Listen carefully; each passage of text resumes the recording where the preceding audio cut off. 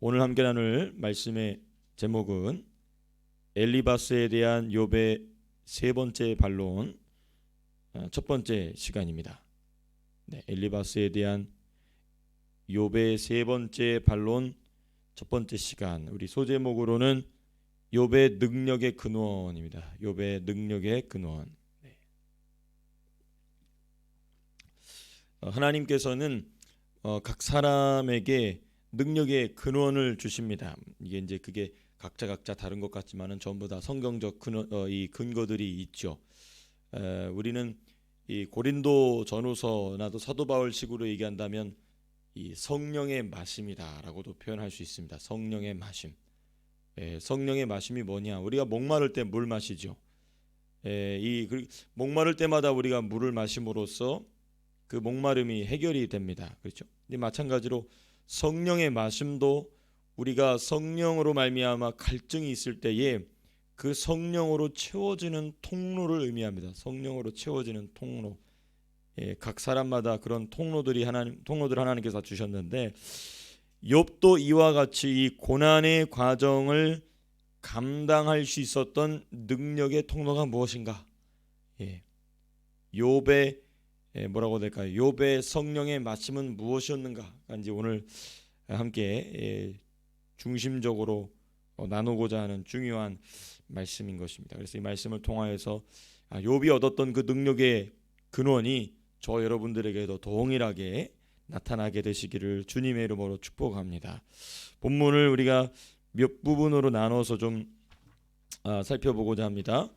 크게는 네 부분입니다. 먼저는 1절과 2절이고 두 번째는 3절에서부터 9절, 그다음에 세 번째는 10절에서부터 14절이고 그리고 마지막으로는 15절에서부터 17절까지 이렇게 우리가 함께 크게 네 부분으로 말씀을 상고하도록 하겠습니다. 맨 처음에 이제 1절과 2절에는 욥이 이런 표현을 하고 있습니다. 여기에는 욥이 반항하는 마음과 근심을 가지고 있다. 2절에 그렇게 얘기하고 있죠. 오늘도 내게 반항하는 마음과 근심이 있나니 라고 얘기하고 있습니다. 왜 반항하는 마음과 근심을 가지고 있느냐? 2절 후반부에 보니까 내가 받는 재앙이 탄식보다 무거움이라. 그러니까 이제 그가 반항하는 마음과 근심을 가지고 있는 중요한 이유가 무엇인가 보니까 그가 받는 재앙이, 그가 경험하고 있는 고난이 그의 탄식보다 무겁기 때문이다. 쉽게 얘기하면 이것이죠. 내가 받는 재앙이 너무 크고 무겁기 때문에 내 마음속에 반항하는 마음과 근심이 있다는 것입니다. 자, 근데 우리가 이 말을 언뜻 들으면 이 표현은 육신적 고난, 본인이 지금 당하고 있는 그 육체적 또 정신적, 새 친구들로부터 받는 이 정신적 고난이 너무 무거워서 하는 말처럼 들립니다. 그렇죠? 그런데 우리가 3절부터 시작되는 욥의 발언을 볼 때 3절만이 아니라 3절 이후로 쭉 이어지는 욥의 발언을 볼 때 욥이 2절에서 말하는 고난은 육신적 고난이나 정신적 고난이 너무 무거워서 이 하나님 앞에 반항하는 마음과 근심을 가진 것이 아니라 하나님의 응답, 하나님의 말씀의 부재로 말미암은 고난에 대한 표현인 것입니다. 그러니까 우리가 언뜻 그냥 쓱 지나가면서 볼 때는 욥이 본인이 당하고 있는 고난이 너무 힘들기 때문에 반항하는 마음과 근심을 가지고 있구나. 우리의 이해를 중심으로 잘못 오해할 수 있습니다. 근데 3절부터 시작하는 그 중요한 표현들을 보게 되면 욥이 지금 이 고난이 자기의 탄식보다 무겁다고 말하는 이유는 이 고난 중에 자기에게 응답하지 않고 계시는, 자기에게 말씀하고 계시지 않는 그 하나님이 주시는 그 상황이 고난이라는 겁니다. 아주 중요한 표현인 것입니다. 왜냐하면 하나님의 응답의 부재가, 하나님의 말씀의 부재가 욥의 고난을 무겁게 만드는 중심에 있다라는 얘기를 하고 있는 것입니다. 지금 새 친구에 대한 반론이 거듭될수록 욥이 계속해서 새 친구들이 하는 그 말도 되지 않는 저주와 가까운 이 정죄에 대해서 반론하면 반론할수록 욥으로부터 무엇이 나오고 있냐면 정금 같은 진리가 욥의 말 속에 점점 분명히 드러나고 있는 것을 보게 됩니다. 욥기 초반부에는 본인이 당하는 고난에 대해서 몹시 비관하고 낙관하고 무덤을 찾고 죽음을 찾는 말이 가득했습니다. 근데 지금은 그런 말이 사라져 버렸죠. 어떤 말로 있냐면 이제 하나님 자체를 찾는 말로서 욥의 말이 점점 채워지고 있는 것을 보게 됩니다. 그런데도 불구하고 하나님은 여전히 나에게 침묵하고 계신 게 나에게 탄식보다 무거운 고난이다, 그 얘기를 하고 있는 것입니다. 육체적 고난이 안 느껴진다는 게 아닙니다. 정신적 고난이 안 느껴진다는 게 아닙니다. 그것도 여전히 고난으로 욥을 짓누르고 있는 중요한 부분이지만 욥이 지금 어디에 더 무게를 두어서 이야기하고 있냐면 하나님의 임재의 부재, 하나님의 말씀의 부재가 나에게는 더 큰 고난입니다. 하나님 말씀하시면 나는 이 고난을 능히 이길 수 있겠다, 이 말 좀 하고 있는 겁니다. 그러니까 지금 욥의 말 속에서 정금 같은 진리가 점점 드러나고 있다는 것입니다. 여기서 이제 우리에게 이 말씀을 적용해야 되겠죠. 우리가 예수를 믿은지 이제 여기 보니까는 우리 교회는 이 신앙의 연수가 평균적으로 상당히 높은 교회입니다. 이 자리만 보더라도 거의 이제 예수 믿은지 기본적으로 20년이 넘으신 분들이시죠. 20년 정도는 금방이시죠, 그렇죠? 자, 그러면 우리는 이제 적어도 예수님을 20년 믿었다고 치고 20년 동안 우리의 입술은 어떠한가? 우리의 입술에서 나오는 말은 어떠한가를 이제 우리가 적용해서 이제 살펴볼 수 있겠죠. 욥은 요 단기간 안에 그 아주 멋진 정금 같은 진리가 그 입에서 나오고 있죠. 심지어 제가 지난번 말씀드렸던 수가성에 있는 그 인생이 너무나도 복잡했던 사마리아 여인도 예수님과 불과 한두 시간 대화하는데 그 대화의 내용이 어디까지 나아갑니까? 하나님이 진정으로 받으시는 예배가 무엇인지에 대한 아주 중요한 예배 신학적 대화로 변화되어 나갑니다. 그렇죠? 그럼 이제 우리와 예수님과의 대화는 어떠하냐? 이걸 점검해 봐야 되겠죠. 이게 이제 우리가 하나님 말씀을 우리에게 적용하는 아주 중요한 기준 중에 하나입니다. 이와 같은 변화가 성경 속에서 이 인물 가운데 일어나고 있는데 이러한 변화가 내 안에서 일어나고 있는가? 그럼 그 변화가 일어나고 있는가의 여부를 따라 나는 새 친구의 일부인지 아니면 욥과 같은 길을 가고 있는지를 성령 앞에서 점검할 수 있게 되는 것이죠.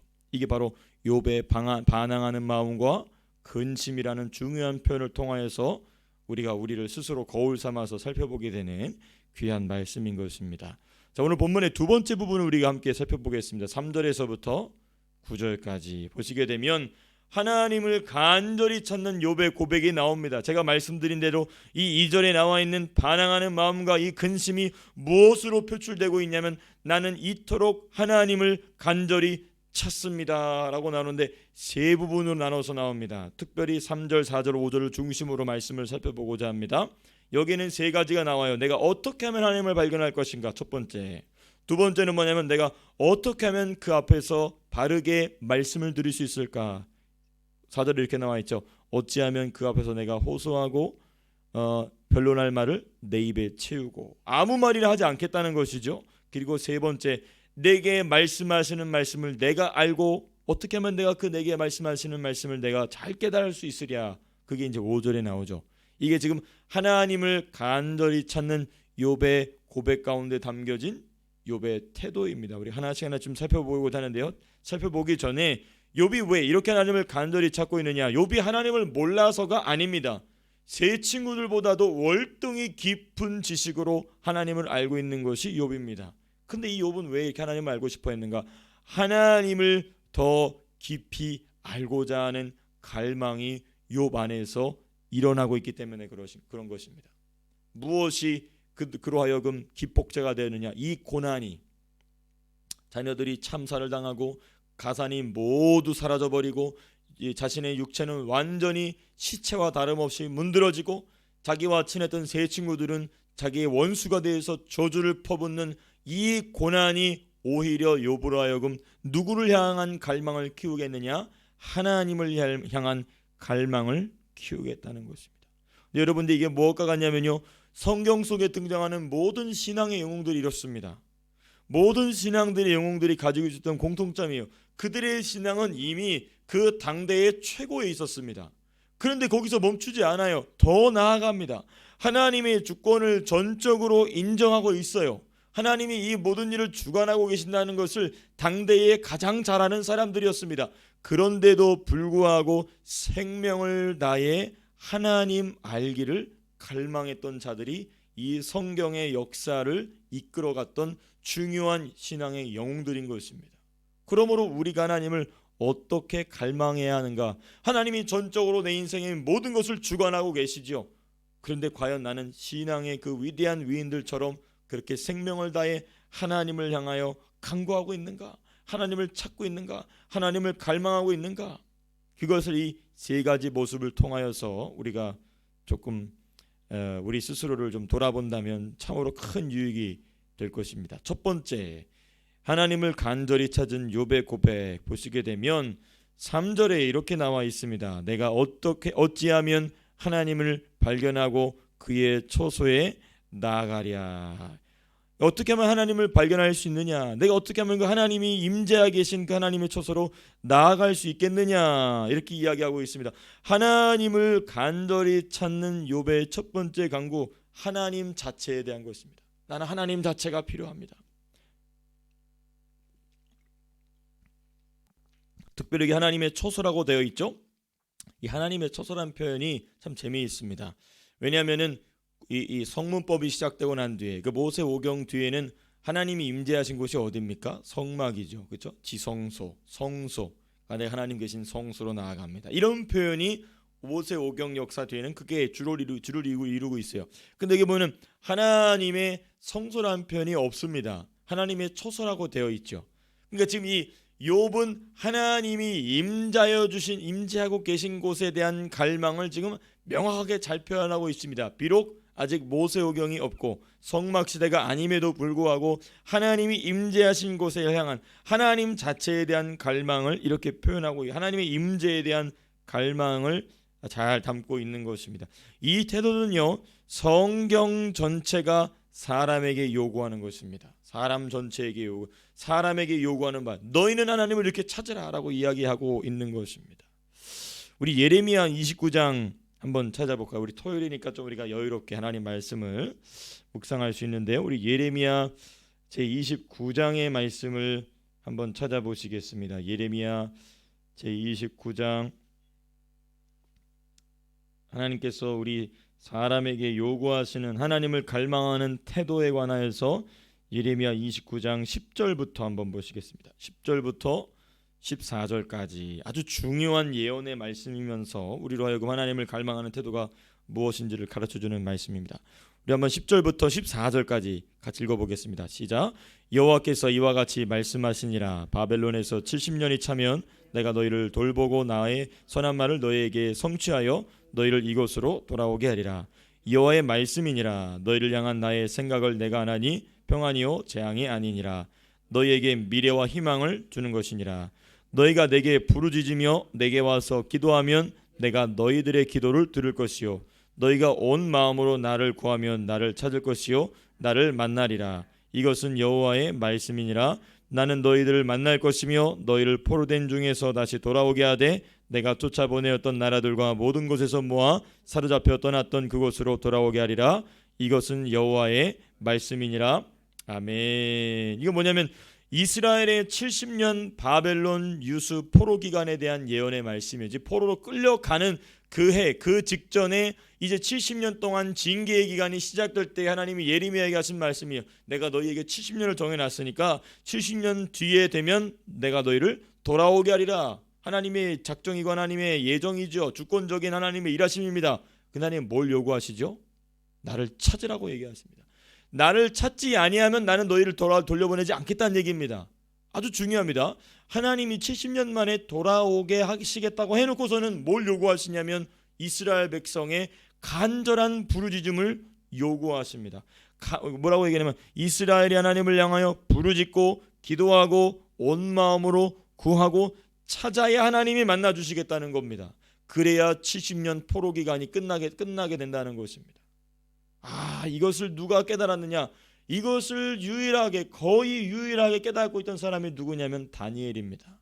예레미야의 선지자 예레미야를 스승 삼았던, 영적인 아비 삼았던 다니엘, 어린 소년 다니엘의 심령 속에 그 항상 눈물을 흘리며 하나님의 말씀을 선포했던 그 예레미야가 전했던 예언의 말씀이 가슴 속에 새겨져 있던 그 다니엘이, 그래서 하나님께서 모든 환상과 꿈을 통하여서 인간 역사에 대해서는 얘기해 주시는데 자기 민족에 대해서는 얘기 안 하시니까 무슨 말씀이 생각나는 겁니까? 자기 선지자, 자기의 스승이었던 선지자가 뭐라고 얘기했냐면 70년 만에 돌려보내긴 돌려보내는데 너희가 나를 위하여 뭐 해야 된다? 부르짖어 찾아야 된다. 간절한 마음으로 찾아. 그래서 세일의 기도가 시작되는 것입니다. 다니엘서 자체로 보게 되면은 하나님이 자기 민족에 대한 예언을 주지 않았기 때문이기도 하지만은 다니엘이 그토록 평생에 있어서 사자굴에 던져지기까지 기도의 힘을 썼던 이유는 무엇인가? 선지자 예레미야의 말이 그 다니엘의 평생을 이끌어갔기 때문에 그런 것입니다. 그래서 하나님께서는 하나님을 간절한 마음으로 구하고 부르짖고 온 마음으로 구하고 찾는 자에게 응답하신다라는 것이 이 예레미야 29장의 말씀뿐만 아니라 지금 3절에 이 욥기 23장 3절에 나와 있는 내가 어찌하면 하나님을 발견할 것인가, 내가 어찌하면 하나님의 임재하신 처소로 나아갈 수 있겠는가, 이게 바로 하나님을 찾는 자가 가져야 될 첫째된 자세인 것입니다. 너무너무나 중요한 것이죠. 우리 4절 두 번째 태도입니다. 하나님을 간절히 찾는 욥의 고백. 두 번째 태도 4절을 보시면 어찌하면 그 앞에서 내가 호소하며 변론할 말을 내 입에 채우고. 욥의 두 번째 강구는 하나님 앞에 섰을 때에 자기가 해야 할 말이 무엇인지를 강구하고 있습니다. 자기가 하나님 앞에서 해야 될 말이 무엇인가. 세 친구들은요, 자신들이 욥을 통하여 하나님 앞에 서 있는 줄도 모르고 저주나 다름없는 말을 아무 말이나 욥에게 쏟아나왔습니다. 그러나 욥은 자신도 하나님께 여쭤보고 싶은 것이 많으나 자기도 하나님 앞에 할 말이 많겠죠. 내 자식들은 도대체 어떻게 됐습니까? 비명횡세한 그 참사를 당한 내 자녀들은 어떻게 되었습니까? 이런 여러 가지 질문들이 있겠죠. 그런데 그런 것 다 제껴놓고 내가 하나님께 드릴 말씀이 무엇인지를 여쭤보고 있다는 것입니다. 너무나 귀한 태도 아니겠습니까? 하고 싶은 말이 얼마나 많겠어요. 하필이면 왜 납니까? 왜 이렇게 내 몸에는 이런 저주와 같은 질병이 나야 합니까? 내 자녀들은 왜 그렇게 비명행사, 그 집이 깔려서 죽게 되는 그 어마어마한 참사로 왜 죽어야만 했습니까? 그 아이들은 다 어떻게 됐습니까? 라는 말이 얼마나 많았겠어요. 근데 그 말을 다 제껴놓고 내가 하나님께 드려야 될 말씀이 무엇인지. 그래서 이 4절 마지막에 이렇게 돼 있죠. 내 입에 변론할 말, 하나님께 드려야 될 말씀을 채워달라라고 얘기하고 있어요. 너무나 멋진 고백입니다. 하나님께 무슨 말씀을 드리는 것이 옳은지를 구하고 있는 것은 무엇이냐면 기도의 중요한 원리를 아주 우리에게 가르쳐주고 있습니다. 이 기도의 중요한 원리는 뭐냐면 성령께 계속해서 기도할 내용을 여쭤보는 것입니다. 여러분, 그래서 우리 기도할 때에 기도가 길어질 수 있고 기도가 깊어질 수 있는 아주 중요한 또 다른 원리 중에 하나가 무엇이냐면 성령께 내가 기도할 바를 여쭤보는 것입니다. 그래서 기도를요, 여러분 막 이 순서에 맞게 로지컬하게 하려고 하지 마십시오. 그럴 필요 없습니다. 상관없어요. 성령이 주시는 생각을 따라 그걸 가지고 계속 기도하시다가 기도할 걸 떠오르잖아요. 하나님 그 다음 뭘 기도해야 됩니까? 그 다음 뭘 기도해야 됩니까? 그럼 계속 그대로 기도해 나가는 것입니다. 그걸 가장 유용하게 잘 도와주는 은사가 바로 이 방언의 은사기도 하지만은 하여튼 이 성령께 내가 기도해야 될 내용을 계속 여쭤보는 것입니다. 그러면 기도하다가 딴 생각에 빠지지 않죠. 기도하는 힘을 잃지 않습니다. 이게 참 중요합니다. 내 자녀를 생각해 보기도 하고 내 자녀 하나를 생각해 보기도 하고 내 직장의 문제들을 생각해 보고 이 부분에서 성령님 제가 기도해야 될 내용이 무엇입니까? 내가 이런 말씀을 받았는데 이 말씀을 내가 어떻게 적용해야 되겠습니까? 라든지 이런 기도를 풍성하게 성령께서 기도해야 될 내용들을 가르쳐 주신다는 것입니다. 이게 바로 내가 하나님께 드려야 될 기도의 내용이 무엇입니까? 내가 하나님께 드려야 될 내 입술에 채워야 될 내용이 무엇입니까를 구하는 이욥의 태도인 것입니다. 이게 바로 로마서 8장 26절에 있는 내용과 아주 흡사한 내용인 것입니다. 사도 바울은 성령이 말할 수 없는 탄식으로 기도하시는 것을 들었기 때문에 성령이 우리를 위하여 말할 수 없는 탄식으로 기도한다고 얘기하고 있어요. 그러니까 사도 바울도 바라는 바를 분명히 강구했습니다. 여러분, 바라는 바를 기도하지 말라는 게 아닙니다. 소원이 있으시면 마음껏 기도하십시오. 그게 잘못된 소원이라면 성령이 고쳐주십니다. 그런 거 우리가 미리 걱정할 필요 없습니다. 미리 걱정할 필요 없어요. 강구하십시오. 그러나 또 중요한 기도의 원리는 무엇이냐? 내가 성령께서 기도하기를 원하시는 바가 무엇인지를 깨달으면서 느끼면서 발견하면서 기도하는 것 역시 너무나 중요하다. 사도 바울은 그것에 깊이 들어가 있던 사람이었다 라는 것이 이제 로마서 8장 26절을 통하여서 우리가 발견하게 되는 것입니다. 세 번째 태도입니다. 욥이 하나님을 간절히 찾았던 그 고백은 무엇인가? 5절에 보니까 이런 말씀이 있습니다. 5절 보시면 내게 대답하시는 말씀을 내가 알며 내게 이르시는 것을 내가 깨달으리라 이렇게 되어 있어요. 이게 뭐냐면 욥의 세 번째 간구입니다. 하나님을 간절히 찾는 욥의 세 번째 간구는 하나님이 그와 같이 자기에게 말씀하실 때에 그 말씀을 알고 깨달을 수 있기를 간구하고 있다는 것입니다. 우리가 하나님의 음성, 하나님의 뜻, 하나님의 계획 등을 알지 못하는 이유는 가장 먼저는 일단 기도가 부족하기 때문입니다. 일단은 기도가 부족하기 때문이죠. 왜냐하면 기도라는 것은 대화거든요. 그렇죠? 하나님께 내가 기도를 드림으로써 내가 하나님께 말씀을 드리고 그것에 대해서 내가 하나님으로부터 말씀을 또 받고 하나님이 주시는 마음을 받고 이걸 이제 분별해 나가는 과정이 이제 우리가 기도의 경건 생활을 통하여서 점점 깊어지는데 이러한 하나님과의 인격적으로 주고받는 인격적 수수 관계가 깊지 못하다 보니 하나님의 계획이나 음성이나 뜻을 잘 캐치하지 못하는 경우가 일단 일반적인 이유입니다. 동시에 하나님이 말씀하시는 내용을 알아듣지 못하는 경우도 있기 때문에 그렇습니다. 하나님 응답하고 계신데 하나님 말씀하고 계신데 못 알아듣는 것입니다. 이런 면에서 욥의 기도는 매우 지혜로운 기도인 것이죠.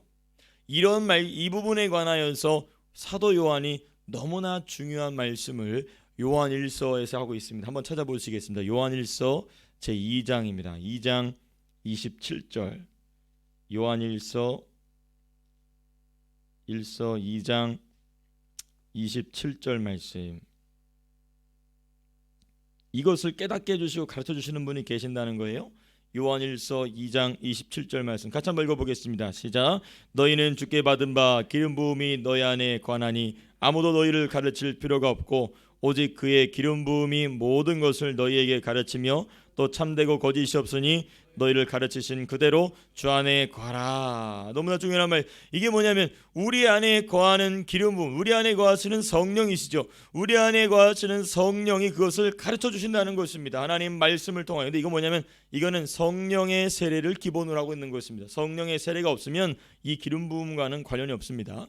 이 성령의 세례를 통하여서 성령의 그 인치신 역사, 우리 내일 다음 주에 우리가 성령의 인치심에 관해 살펴볼 텐데 성령의 인치심의 역사 가운데 있는 성도는 그 성령의 기름 부으심이 거함으로써 그것을 가르쳐 주신다는 것입니다.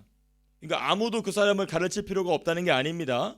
이게 바로 뭐냐면 생각나게 하시는 역사예요. 예수님 말씀하신 대로 너희 안에 계신 또 다른 보혜사가 내가 너에게 이른 모든 말을 뭐하게 하시리라? 생각나게 하시리라. 그렇게 가르쳐 주신다는 말이 바로 그 말인 것이죠.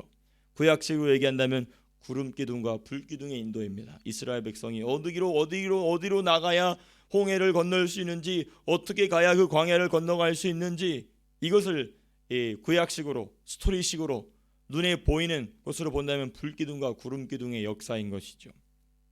이게 바로 하나님 앞에 자신이 하나님을 어떤 모습으로 갈망하고 있는가를 욥의 이 말씀을 통하여서 우리가 스스로를 점검해 볼 수 있고 또 살펴볼 수 있는 것입니다. 자, 오늘 우리 본문의 세 번째 부분입니다. 10절에서부터 14절. 10절에서부터 14절을 우리가 크게 두 부분으로 나눠서 말씀을 살펴보고자 합니다. 11절과 12절인데요. 먼저 11절과 12절 먼저 우리가 좀 살펴보게 되면 11절에 이런 표현이 있습니다. 내 발이 그의 걸음을 바로 따랐으며 내가 그의 길을 지켜 치우치지 아니하였고 내가 그의 입술의 명령을 어기지 아니하고 정한 음식보다 그의 입의 말씀을 귀하게 여겼도다. 이 말은 뭐냐면 내가 이렇게 잘했다는 것입니다. 너희 세 친구들의 정죄와 달리 나 이렇게 잘했다는 걸 얘기하는 것입니다. 물론 이 12절 특별히 12절 보시게 되면 그 입술의 명령을 어기지 않고 정한 음식보다 그 입의 말씀을 귀히 여겼다는 이 말씀 자체는 엘리바스의 말을 자기의 말을 하나님의 교훈과 말씀이라고 주장하는 엘리바스의 권면을 거절하는 말이기도 합니다. 그런데 어찌됐든 이 11절과 12절 전체는 뭘 얘기하냐면 내가 이와 같이 하나님의 말씀을 잘 지켜왔다. 그러니까 우리가 이제 이 11절과 12절만 두고 보게 되면, 이 말만 두고 보면 욥이 자기는 아무런 실수 없이 잘 살아왔다라는 자기 인생에 대한 어떤 자부심으로 오해될 수 있습니다. 그것만 딱 떼놓고 볼 때. 그런데 욥이 이와 같이 말할 수 있었던 중요한 두 요인이 있습니다. 욥이 이렇게 살 수 있었던 그 능력의 근원이 두 가지가 13절과 14절에 있고 그리고 10절에 있습니다. 자, 먼저 13절과 14절 보시게 되면 욥이 이렇게 하나님의 말씀을 잘 지키면서 살아올 수 있었던 능력의 근원이 나한테 있지 않고 하나님께 있다는 얘기가 13절, 14절에 있습니다. 13절 보시게 되면 이런 표현이 있어요. 그는 뜻이 일정하시니 누가 능히 돌이키랴. 그의 마음에 하고자 하시는 것이면 그것을 행하시나니라고 하고 있어요. 뭐냐? 욥이 자기를 의지한 것이 아니라, 자기를 의지해서는 이거 불가능하지만 늘 일정하신 하나님, 늘 항상 진리의 기준이 되시는 하나님을 의지했기 때문에 내가 11절 12절과 같이 살 수 있었다는 것입니다. 맥락을 우리가 이렇게 잘 살펴보면 욥이 이래서 이런 말을 하고 있구나. 근데 새 친구들은 욥이 어떤 능력으로 이렇게 했는지는 듣지 않고 자기가 이렇게 살았다는 얘기만을 들으니까 그 말이 너무 듣기 싫은 겁니다. 너무 꼴보기 싫은 거죠. 자기 잘난 척하는 말처럼 들리는 겁니다. 근데 그 말이 아니라 내가 이렇게 살 수 있었던 것은 이와 같이 하나님을 의지했기 때문에 가능한 것이다라고 이야기하고 있는 거예요. 또한 하나님은 그 마음에 하시고자 하는 것을 이루시는 분이시기 때문에 본인이 하나님이 뜻을 이루시는 것에 순종하니까 이렇게 살 수 있었다는 것을 지금 이야기하는 것입니다. 즉 욥은 하나님이 자기의 삶에 하시고자 하신 모든 것을 하시도록 마음과 생각과 삶을 열어들었다는 것입니다. 그래서 욥은 14절에서 이렇게 먼저 고백한 것입니다. 그런즉 내게 작정하신 것을 이룰 것이라. 그 다음 말이 아주 중요해요. 이런 일이 그에게 많이 있느니라. 욥이 경험한 거예요. 하나님이 자기 개인에 대한, 욥의 인생 개인에 대한 작정, 예정에 대한 것을 욥이 알고 있는 이유는 무엇이냐면 그만큼 욥이 자기 인생에 있어서 하나님께 열어드렸더니 하나님께서 자기가 작정하신 바를 다 이루더라. 그 가운데 내가 하나님 말씀을 잘 지킬 수 있었다라는 얘기를 지금 자신감 있게 하고 있는 것이죠. 그리고 우리가 이 잘하는 10절의 멋진 고백을 그래서 이렇게 드리고 있는 것입니다. 우리 10절 고백 같이 한번 읽어볼까요? 시작. 그러나 내가 가는 길을 그가 아시나니 그가 나를 단련하신 후에는 내가 순금같이 되어 나오리라. 그러니까 욥의 능력의 근원은 무엇인가? 욥이 하나님의 말씀대로 살아갈 수 있었던 힘 무엇인가? 고난 중에서도 입술로 번제하지 않을 수 있던 능력은 무엇인가? 세 친구의 말과 그들의 생각을 꿰뚫을 수 있었던 영감은 곧 무엇인가? 곧 하나님의 주권, 좀 어려운 표현이면 주권, 하나님의 작정에 대한, 하나님의 뜻에 대한, 하나님이 나를 인도하고 계신다는 것에 대한 굳건한 신뢰, 굳건한 믿음으로부터 비롯되었다. 이게 바로 욥의 능력의 근원이었다는 것입니다. 이 욥은 이 이야기를 하고 싶은 거예요. 근데 이 능력의 근원 되신 하나님이 지금 자기에게 말씀하기를 멈추셨다. 그래서 자기 고난이 너무나 무겁다라는 얘기를 지금 오늘 본문 서두에서 이야기한 것입니다. 그리고 오늘 본문의 맨 마지막 부분 15절에서부터 17절입니다. 이와 같이 모든 일을 주권대로 작정대로 진행하시는 하나님 앞에서의 욥의 기본적 태도가 나옵니다. 15절 보시면 이런 표현이 있죠. 그러므로 내가 그 앞에서 떨며 지각을 얻어 그를 두려워하리라. 세 가지 태도가 나오지만 이제 두 가지 태도가 될 수 있지만은 하나님의 주권, 하나님의 작정을 인정하는 욥이 하나님 앞에서 가진 태도가 무엇인가? 구체적인 말씀을 아직 하지 않으셨음에도 하나님이 주시는 상황을 나는 그대로 받아들입니다. 불만, 불평등의 육신적 반응이 아닌 떨며 두려워하는 신앙적 반응, 영적인 반응, 경건한 반응을 하나님께 올려드리고 있는 것입니다. 이때 뭘 얻느냐? 이때 지각을 얻는 것입니다. 15절 보니까 그렇게 돼 있죠. 내가 그 앞에서 떨었더니 떨며 그리고 뭘 얻습니까? 지각을 얻는다. 지각을 얻는다. 하나님이 무슨 일을 하실 때에 육신으로 반응하지 않고 영적으로 반응한 욥은 하나님 주시는 지각, 깨달음, 지식을 얻는다는 것입니다. 이게 잠언에 잘 나와 있죠. 잠언 1장 7절 뭐라고 되어 있습니까? 여호와를 경외하는 것이 지식의 근본이다. 이걸 그대로 실천하고 있는 게 지금 욥입니다. 여호와를 어떤 상황 속에서도 경외하는, 경외란 말이 무엇입니까? 두려워한다는 거예요. 공포감이 아니라 여호와를 떨림으로 두려워한다, 경외한다, 높인다는 거예요. 그게 지식의, 지각의 근본이다, 이 얘기를 하고 있는 것입니다. 이게 첫 번째, 이러한 하나님의 주권 작정 앞에서의 욥의 태도. 두 번째 태도는 16절과 17절에 되어 있어요. 하나님의 작정을 인정하는 자는 비로소 무엇이 약해지냐? 마음이 약해진다. 16절 보니까 하나님이 나의 마음을 뭐하게 하시며 약하게 하시며 라고 되어 있어요. 이 마음이 약해진다는 것은 무엇이냐면 자기 마음이 연약해진다는 게 아니라 하나님의 작정, 하나님의 계획, 하나님의 뜻, 하나님의 마음 앞에 자기의 작정, 자기의 계획, 자기의 뜻, 자기의 마음이 무너진다는 것입니다. 쉽게 말하면 겉사람이 깨진다는 것이죠. 우리의 자아가 깨진다는 것입니다. 우리의 자아는 깨지지만 17절에 아주 중요한 내용이 나옵니다. 이는 내가 두려워하는 것이 어둠 때문이나 흑암이 내 얼굴을 가렸기 때문이 아니로다. 무슨 말이냐면 이는 하나님을 두려워함으로 내 마음이 무너지게 되고 내 자아가 깨지게 되고 내 겉사람이 파쇄가 됨으로써 오히려 어둠이나 흑암에 대하여서는 두려워하지 않게 되었다. 그에 대해서는 뭐하게 되었다? 담대하게 되었다는 얘기를 지금 하고 있는 거예요. 어둠이나 흑암 때문에 내가 두려워하지 않는다는 얘기를 지금 17절에서 하고 있지 않습니까? 그 17절이 그렇게 어둠이나 흑암에 담대할 수 있는 것은 무엇인가? 마음이 약해졌기 때문에, 마음이 무너졌기 때문에, 내 생각, 내 뜻, 내 자존심, 내가 늘 해오던 인생의 습관들이 박살나고 무너졌기 때문에 하나님 앞에서는 하나님을 두려워하고 어둠과 흑암 앞에서는 담대하게 되는 것입니다. 이게 바로 하나님 앞에서 욥이 가졌던 중요한 삶의 태도인 것이죠.